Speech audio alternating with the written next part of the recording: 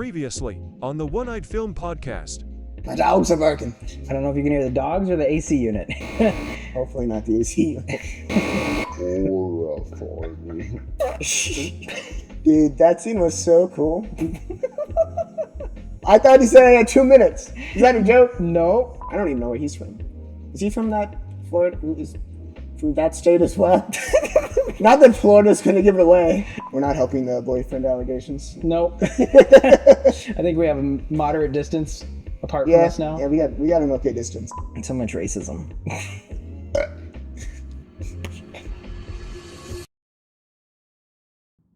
Are you watching closely?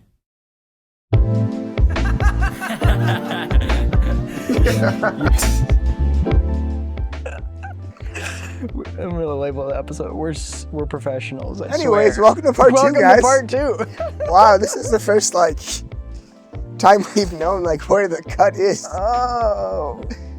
I mean, I bet when you recording mentally, when we're recording, do you mentally think this is where I'm going to end the first episode? No, I look at, because sometimes we go to the State of the MCU. We went up to an hour and a half, so I cut it at 45 minutes, and then. Well, I go to the 45-minute mark, and then I'm like, where in here is a change of topic? Yeah. Yeah. Because also I don't know where we're gonna end. I just assumed that because we weren't gonna talk long, that this is gonna end at a half hour, which we just, welcome back. Anyway, our retention rate, I believe, dropped off at about 3 minutes into the episode. So I'm actually impressed if you heard the end of part 1, just because we're so distracted. Yeah. I said, we need an off week. Give us a break. One of those days. Yeah. Anyways, now that we've gotten the important stuff out of the way, like the aura farming, we can actually talk about other important stuff. I don't know what I was going to say, but... Well, we can keep going with Bucky, but he also that's kind of his character arc. Yeah. This is the first third where he's wanting to be an assassin again, but logically and not an and legally. Assassin, per se. Not assassin, but his attitude is still, let's take them down. But then he's trying to do it the nice way, and it's not working. Which again, that's not a lesson. That's just a character thing of this. They're supposed to be anti-heroes, and so I don't really blame him for realizing that punching it out is the right way. Because that was the opposite of Civil War. Being punching out is not the right way, but it still needs to be a superhero movie, so they need to punch it out at least a little bit before they talk it out. Bucky had the opposite of trying to talk it out, trying to do it with the law, and then... But then the lesson of all of Thunderbolts ends up being you can't always punch it out. Oh! I think I said in the Discord, after the movie came out, that, his whole,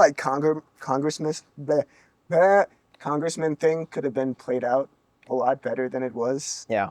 I mean, it didn't feel like two directors disagreeing. It felt, because there was more of it in Thunderbolts than there was in Brave New World. But it just kind of felt like gears shifted, or just a last moment change of plan from a writing standpoint. And I feel like it could have been played out really well as Bucky, finding a way to do good without fighting, which, I feel like is something he would be looking for, but realizing that, this is kind of who he is, and it's not always bad to fight, as you were saying. So. No.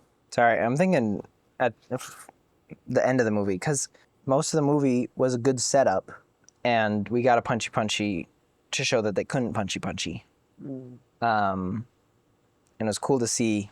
I think, hot take, Sentry embodied Superman better than Superman did, because he was undefeatable, nothing could take him down. Well, the power of Superman, yeah. Yes, that's what not the character, just powers. Because people said that Superman seemed to get defeated a lot for being such a Superman. I feel like that was kind of the point of Superman, though, the movie. Yeah, I'm not saying either one is bad. I think that Sentry also was why would a god take orders from a human? And then she's like, whoa, that's not, I didn't expect him to go there. Wait. And so it all works together, and obviously when we started seeing trailers for Thunderbolts, we were like, how are they going to defeat a void taking over New York City? Yeah. And they didn't, except with love. Don't take money. Don't take fame. Don't need no credit Just card let to 'em ride go. this train. Sorry. It's going to let you keep going. That's the power of love. Yeah. I was just jumping to the end of the movie. I know we don't. Maybe I shouldn't because we got to talk about others. How do you feel as we can talk about other people's or other characters' development? Introducing a team of 6 so quickly that we got to care about versus the Eternals. Yes, we didn't know any of the Eternals. Yeah. So there's some discrepancies with, yes, we knew most of the Thunderbolt characters, but how are we able to develop such a team mentality with Thunderbolts versus Eternals with having this be their first movie, respectively? I think just like due to the movies like intentional focus on emotions and mental health, you end up forming like a strong connection with all the characters. As opposed to gods who you can't really relate to, Yeah. like Eternals did. And I mean, these characters were all introduced already as well, which helped that out a lot as well. But I would argue that not a lot of their story carries over.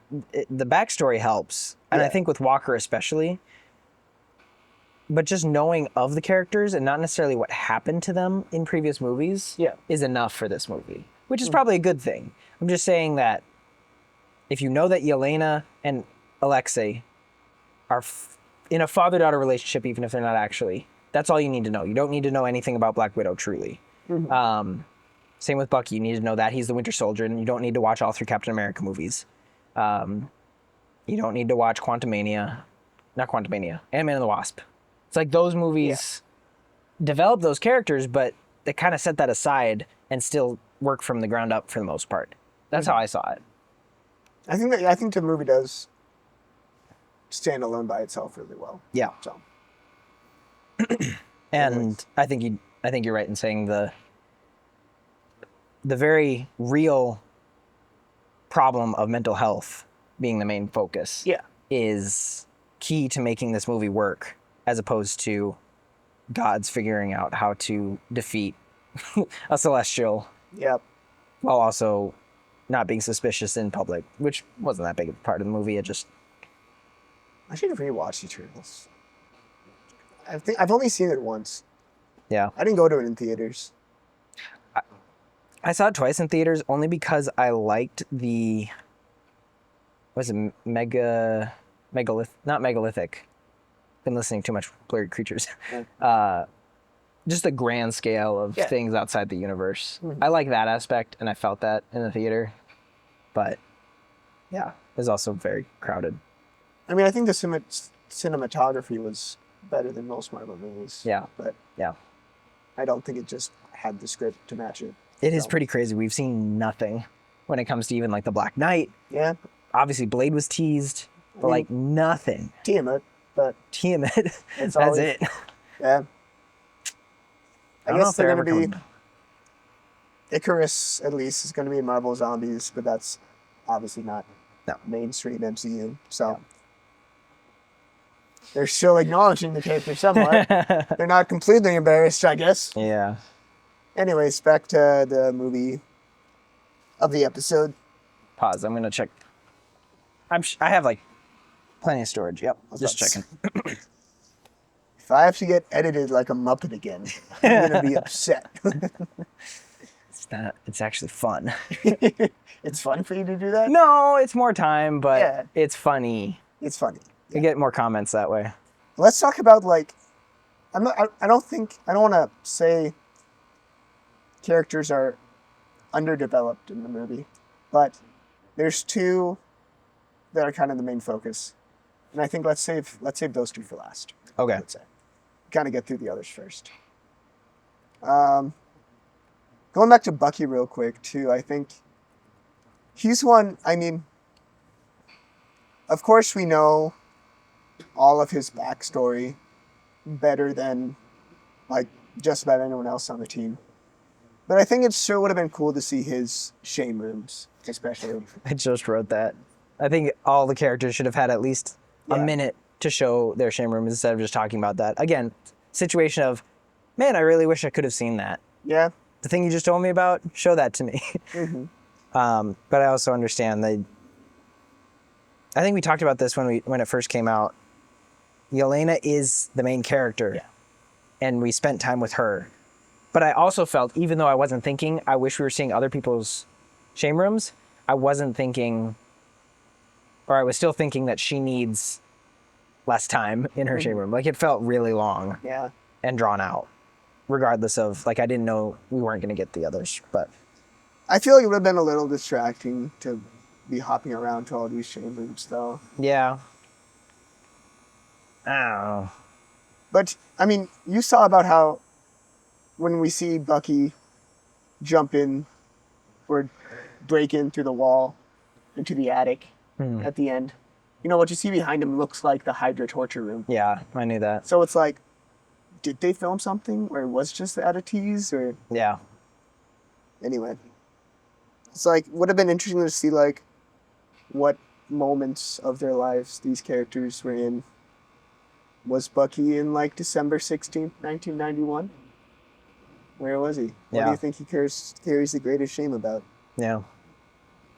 I think the thing I just said about Yelena's backstory, and that's what they played off of, was she's an assassin. She feels shame for that. She feels shame for how she was raised to be such an assassin.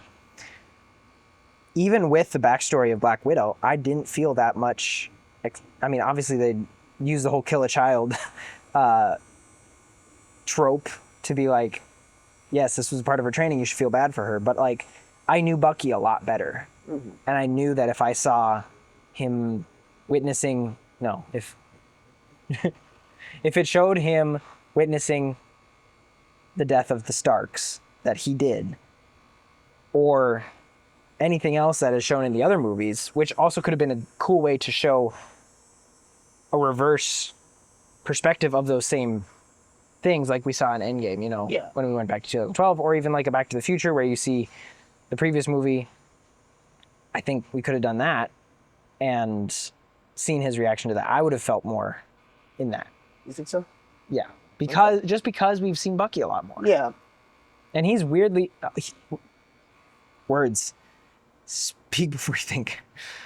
He's weirdly what? Isn't he and Loki the only two characters who have been in all 5 phases? Yeah. Yeah.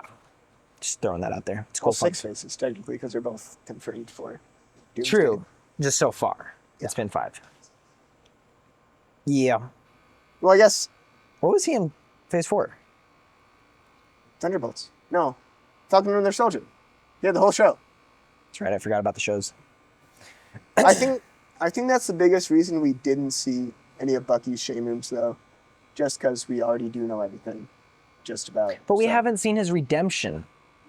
Like he's said, I feel bad. Yeah. But anyone can say I feel bad. Falcon and the Winter Soldier kind of explored that. Imagine seeing a grown man cry because of his past failures. That was like you saw that in Black Panther. Or not Black Panther, you saw that in Falcon and the Winter Soldier. Did he cry? Yeah.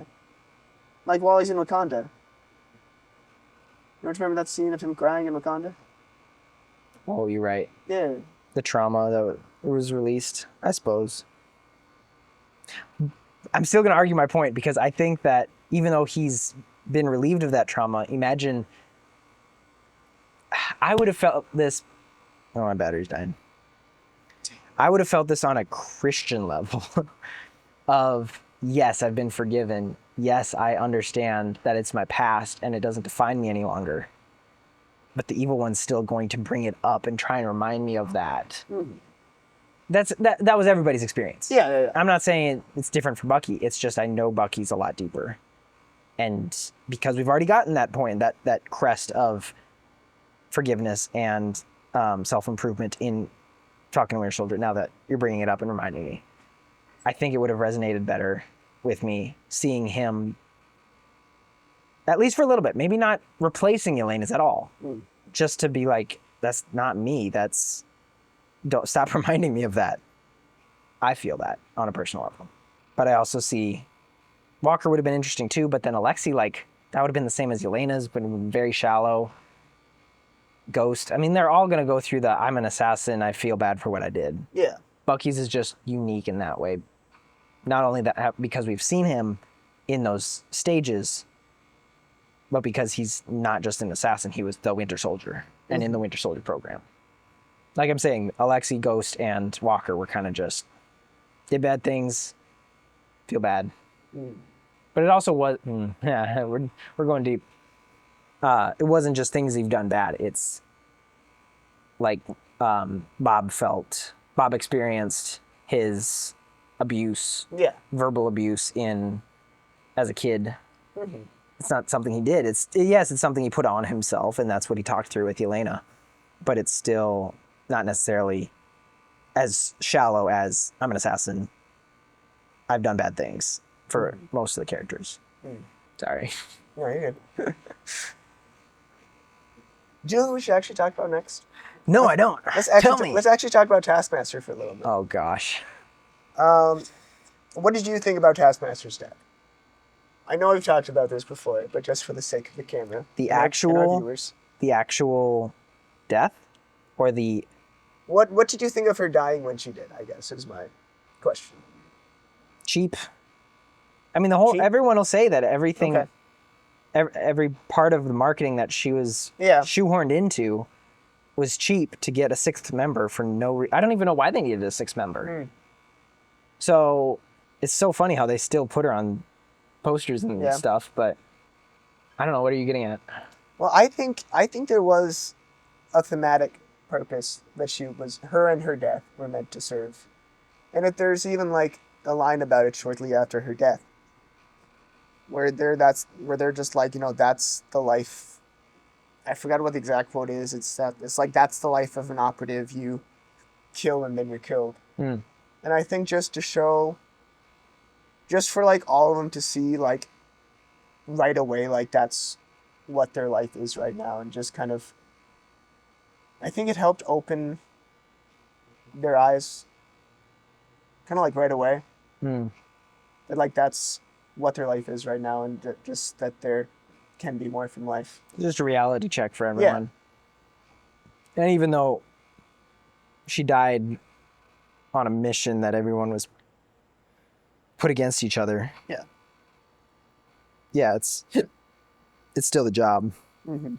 And having that before they're all like, whoa, we should be working against Val. Before that happens, it makes it bite less and still moves the story forward. And the characters develop a little. I like that.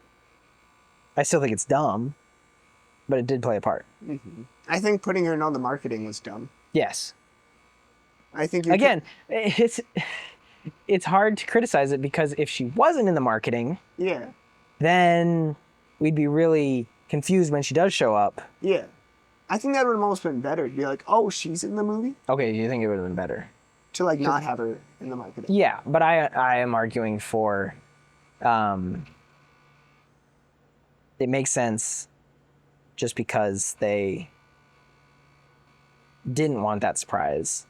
They wanted it to be expected. I think we need more surprise characters though. Marvel does not like surprise characters. I 100% agree. Unless they're in a post-credit scene that's never going to come to fruition.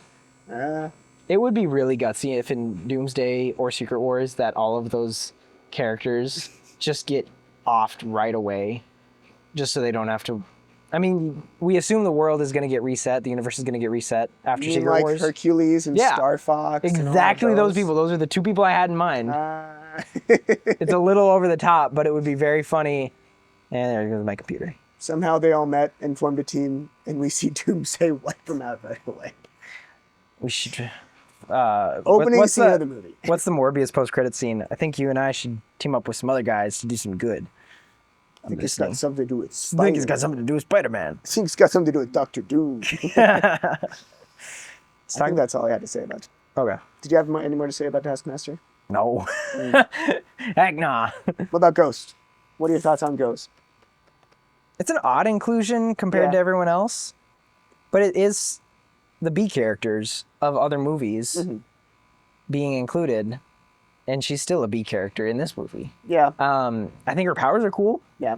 I watched a breakdown of Ant-Man and the Wasp a long time ago, and you could see like there was one shot of her walking through double doors, and a half second before she actually did, you saw a ghost version of herself already throwing the doors open. It was like that glitching effect that she has. Oh, interesting. And so it's more of a temporal thing, which I thought was cool when I learned about that. It's as though she's phasing through time. I don't know how it works, but I like that perspective. Fine.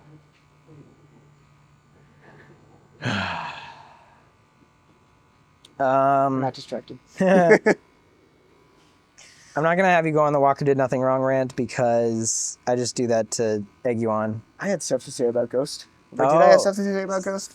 Keep going. I think her from like a character standpoint, I mean, you know, she's kind of been an experiment and a hired gun her whole life. And that's, you know, kind of the identity that was put on her. Like all the way up till like the end of Ant-Man and the Wasp. I am very distracted by low-flying planes. Now they're playing. Is that private? I don't That looks private. Small. think it's Taylor Swift. Oh. Anyways. Yeah, that's kind of the identity that was put on her. Just, you know, she's an experiment and she's a hired gun, and that's kind of the identity we've seen her wrestling and struggling with through like, I was about to say all of her movies, but that's 2 movies. Through like pretty much all of Ant-Man and the Wasp is just trying to find some form of fulfillment in some form, something to like lessen the pain, I guess. Yeah. As we see in Ant-Man and the Wasp. And I think we keep getting distracted. And see, you keep looking places and then I have to look. It's like monkey see, monkey do. Stop making me do this. Anyway. And in this movie, we kind of see that, like, we see her being able to, like, step out of that identity and, like, see her stand on her own as a hero. So, I guess that's the most I have to say, because I feel like she's the most, like, I mean, outside of Taskmaster, obviously, she's kind of the most underdeveloped. Absolutely. So, And she just goes through generic develop that everyone does, which was like the big concrete slab falling. Yeah. And everybody works together as a team to make sure the person doesn't die. That's it's a very powerful scene. Are you making fun of that? no. Oh. I'm just saying that That scene makes me emotional. Don't do me like this, Seth. no, it's not bad. It's just the generic of I'm bad, but now I'm good. It's like I'm bad. And that's good. I'll never be good. And that's not bad. There's no one I'd rather be than me. That's all of their character development. pretty much. Let's move on to Alexi. You have a lot more structure than I do for this, which is good. I didn't plan it all. I would argue that Alexi does the same general. I mean, everyone does. Yeah. His is mostly the same, where he also wants to be. He wants to be good throughout most of the movie. He's like trying to start his own taxi business and wants to be a good dad. Yeah. And then even that one-on-one that he has with Yelena right before Sentry or the Void shows up, they have very emotional heart to heart, and he's got some good words, honestly. Yes. So. Well, it's like he wants to be a good dad, like, not really at the beginning of the movie, because he's kind of just been, like, ignoring life for a while. And I think that's kind of, like, part of the thing with this movie. You see all of these characters ignoring their emotions, and they're, like, kind of just finding stuff to fill the space or finding stuff to distract from, like, actually, like, feeling these emotions and exposing them to the light. Most of them, it's just like, I mean, with like Ghost and Yelena, a lot of it's just like, and even like Walker, a lot of it's just, you know, getting lost in the mission to distract themselves from feeling. But then with like Alexei, it's pretty much just kind of like alcohol and fast food is what it seems. I mean, kind of like what we saw with Thor in Endgame almost. It's the same thing that he goes through with the... Yeah. I mean, we don't explicitly see everything that he's gone through, but we see him trying to cope with his past experiences and emotions just by getting DoorDash and drinking. So. Yeah. I think that's another tactic used to kind of pull at the heartstrings of this is a real thing that people relapse into of how to deal with emotions. And yeah, Yelena's having the most heart-to-heart with him throughout the movie. To be like, is this really what we are made for or whatever? Also, did the mom die in Black Widow? I don't think so. So she just... All right. I don't know. Interesting. Just kind of disappeared. I think he kind of hides a lot too behind, like his big personality. Well, and his pride of, I was the Russian Captain America. Yeah. But he also never got the spotlight. No. Except from own Russian propaganda. Yeah. But it's played for a joke, but kind of makes sense. Mm-hmm. I think he did play a very important role in the movie too. I mean, a lot of people criticized him just because he just feels like Marvel humor the whole time and all that. But it's a I can't think of the word. It's the it's coping. Yeah, but I also think too it would be a very depressing movie without him. True, very true. If it was just Yelena, Bucky, Walker, Ghost, and Taskmaster, I guess. Kind of be a sad movie. I think we needed someone to have that burst of energy. It's loud. It's right above us. Yeah. Planes are cool. Yeah. And anyway, it was cool seeing him step up kind of as a dad to Yelena in the movie more than he's been. They share a very powerful heart-to-heart in the movie. It's one of the most Christian scenes in the whole movie. Which one? They're heart-to-heart. They have a couple in his home or on the street. On the street, the one on the street. Okay, yeah. So good. I need a reminder what that was, but I do remember almost shedding a tear for that one. It was that and the final scene that almost made me cry. I mean, I don't want to talk about... So impactful, I remember every single bit of it. I don't want to talk about too much of it now because we still have to get to Yelena. Ah. But the whole Daddy, I'm so alone. Oh yeah. And then there's so much bad stuff I've done, and then he's I don't see those mistakes. Ah, that's what it was. Yeah. All right, we'll get around to it. When we get to Yelena. Yeah. Okay. I'll say more from Yelena, but seeing him step up in this movie as that dad, just kind of realizing he's been ignoring his life so much, was cool.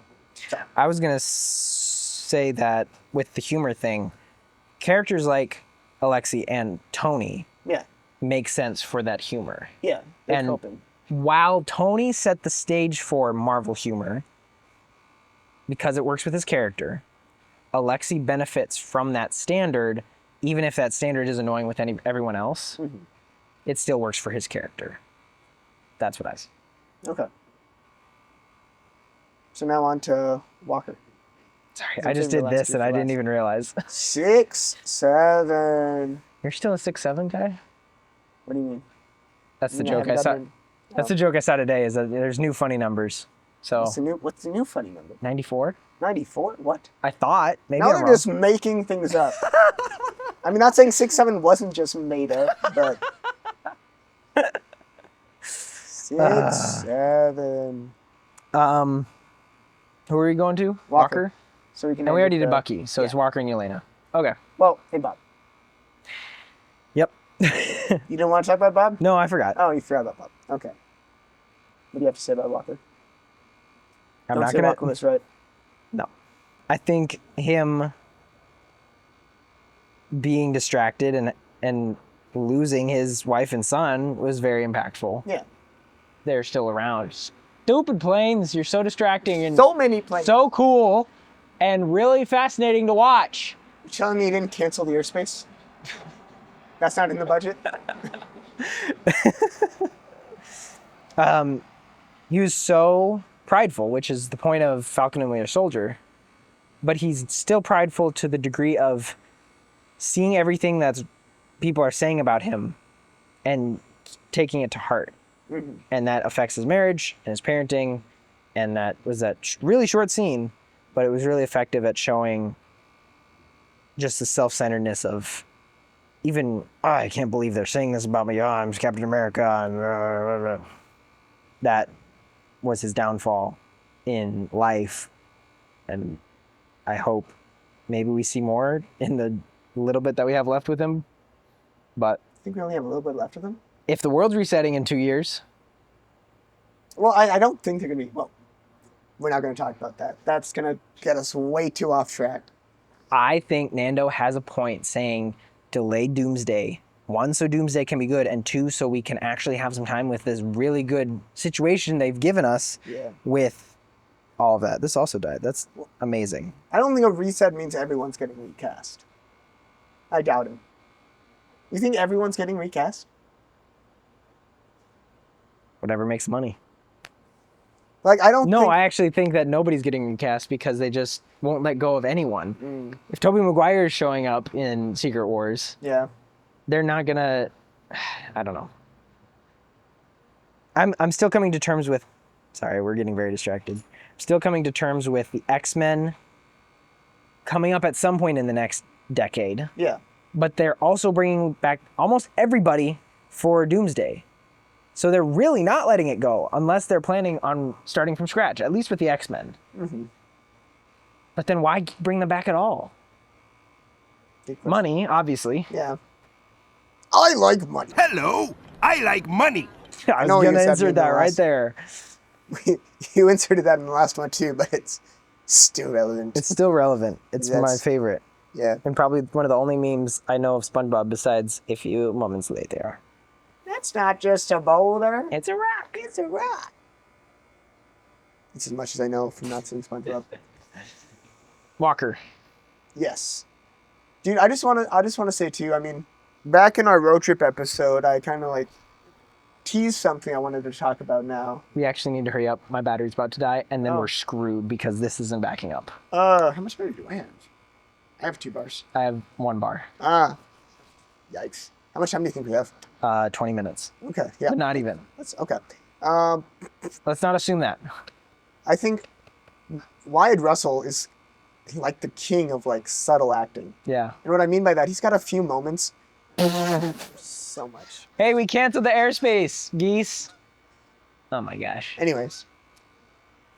Like there's like 3 different moments where he just like says so much, like just his like facial expression. Mm-hmm. Like I think after, you know, Bob touches him by the elevator and he like sees like kind of what he has shame for.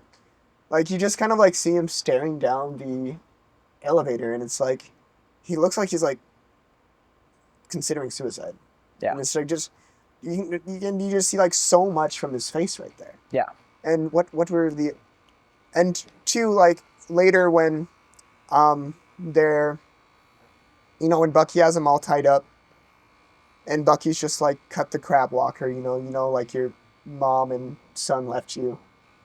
And Yelena looks at him and like the look that like he gives Yelena is just so just like, you see him saying basically like, so what, we're all broken. Yeah.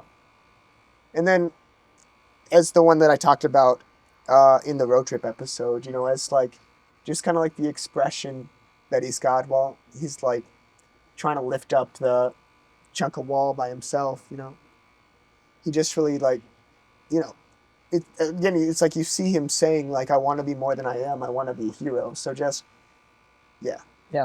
He's really good. Just like those subtle face acting, I would say. Well, it's funny that both Russells have been in MCU. Oh yeah. But also the best actors understand being the character. There was some post I saw that was like, how did you do this character so well? And it was, or how did you play him so evil? And it was, the actor responded, he wasn't evil. at least in my perspective, because that was their answer to get into character. But like when they believe they're right, that makes it for a good character. It's not that they are trying to justify their evil, it's that they think they're right. I think too, just how Marvel was able to make one of their most hated characters, like one of their most loved characters. Yeah.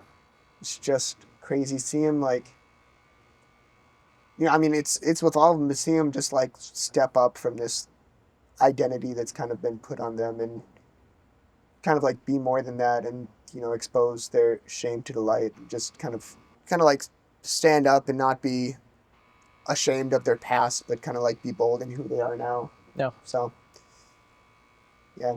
Cool. I think too with him, would have loved to see his shame win. I think seeing him like relive that memory of like killing the guy in Falcon and Winter Soldier would have been so impactful. That's what I'm saying about Bucky. Yeah. Sorry. Again, I think I agree. It's like I feel like just like a minute of each of them wouldn't have distracted too much. Yeah, for sure. But Bob next and then Elaine? Yeah. Bob, what about Bob? What about Bob? That's the name of a movie. Really? Yeah. It stars Bill Murray. It's a comedy. Anyway. Bob is a mistaken soul, I suppose. I don't know. Mistaken soul? Just because he's such a mystery at the beginning, and then he's slowly reveals his past and what he's had to work through, including dealing cocaine in a chicken costume or something. Yeah. Yeah, that was funny. I was on cocaine. Oh, meth. Meth. Yeah. I was on meth. Uh-oh. We're about to get demonetized. Oh, no, he said the words. Do it. What do you mean? Unless they're going to fine me, I'm not losing any money on something that makes $0. I think, I hate to just jump to the end, but him beating up his shadow self is so impactful. Yeah. Because it is how a lot of us approach our self-improvement. Yeah. Just beating up on what makes us bad or wrong or hurtful or whatever, and then that just makes us more bad and more hurtful. But yeah, it's, again, I think I said it in our... So many planes.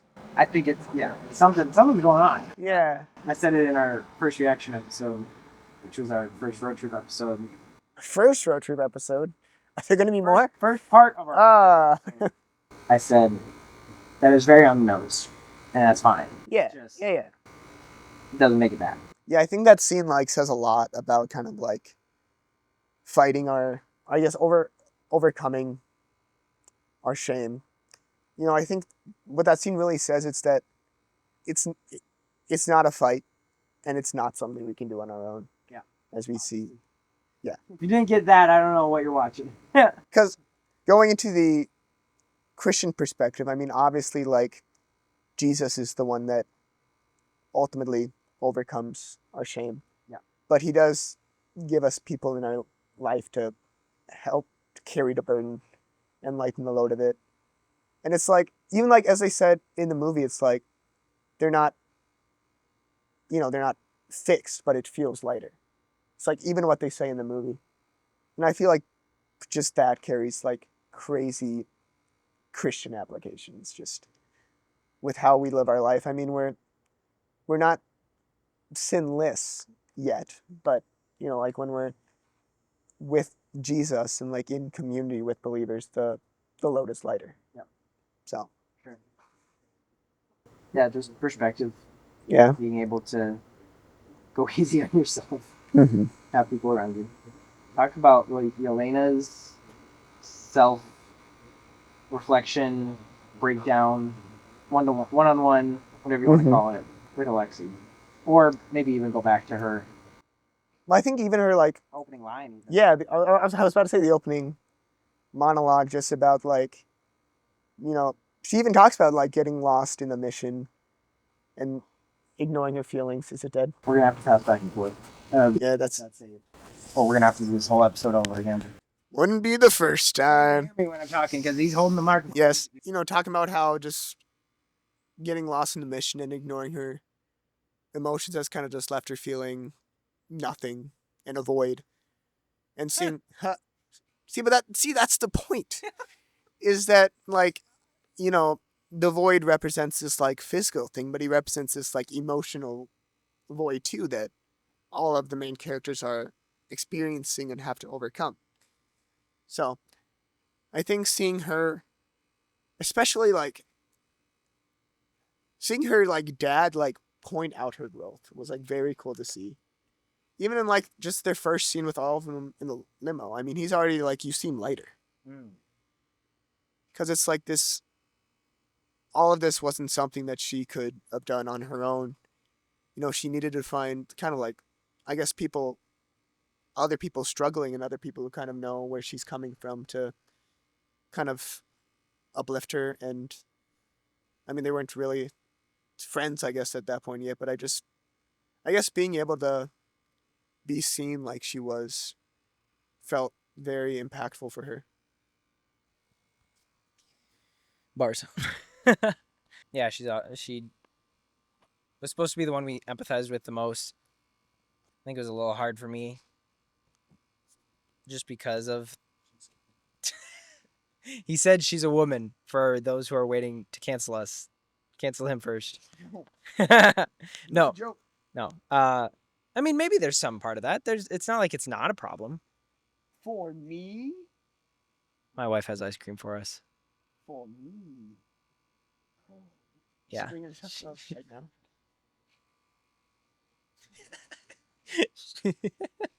I don't know what her question is. Oh, go get your ice cream. Okay, we're still recording. Right. That's amazing. My wife is amazing, and she's not going to hear this until she listens to the episode. Yeah. I don't know. I don't have a lot to say. You nailed a lot of it, and you're also the only one of the two of us who have rewatched the movie. So, once. Yeah. Yeah, I know. Yeah, I think you said that on an episode. You said I'm going later today or something. Oh, maybe you did. Yeah. We haven't. We're in shambles, guys. Every time Zach and I record in person, it's shambles. Part of me makes it fun. That's what makes it fun. It is, but I want to be a little professional, and Riverside just makes it so easy. Very professional. Oh, it dripped on my legs. Oh no! I actually wonder if we hold it here. I didn't have anything to say. Do you have any final thoughts? I just want to be done so I don't have to keep worrying about this. And okay, I want ice cream. Let's wrap up. It's melting so much, and I don't want to eat this on camera more than I have. All right. Thank you for watching our shambles. We're gonna let Zach eat his ice cream. Join our Discord. Follow us on socials, and until next week, know that you're loved. God bless. Thanks for watching, Mom.